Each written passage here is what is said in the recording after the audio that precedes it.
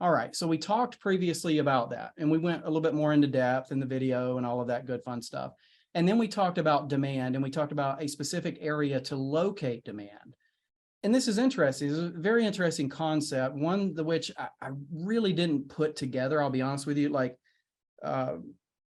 logically, I suppose. It took me a little while to realize how to quantify this information and how to, I suppose, validate, right, would kind of go into it, because what I realized is probably the same thing you've realized. There are, supply and demand levels all over the place. What is a supply demand level? Like, what does it look like? There's a visual representation, though, that I'm referring to, okay? And that picture is everywhere. And I further realized, I'm going to go ahead and move forward a little bit so I don't bore you with a blank screen there. What I kind of realized is that there has to be more to it. It can't just be one thing.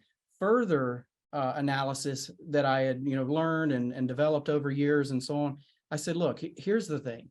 Name one strategy that works always. I don't mean 100% of the trades. I just mean in general that always works and it's fixed.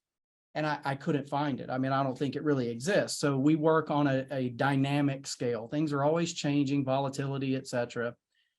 So I kept diving into this, specifically, let's say one of my favorite strategies outside of supply and demand, if you will, would be Fibonacci ratios and pattern recognition. Okay.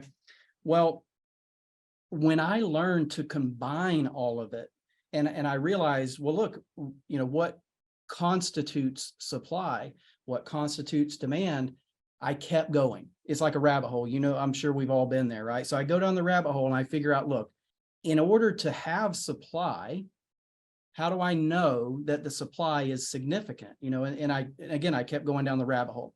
And one of the things I'll just touch on, again, is this more so touched on in the previous webinar. But look, it's as simple as this: locate demand at resistance, right? What is resistance? Well, I mean, we all know what resistance is, but essentially it's where we're going to find a battle, okay? And so if we're going up to that battle and we want to get through it, we need to see I'm just going to kind of use some silly phrasing, but we need to see the fight take place. And then furthermore, we need to see who wins that fight.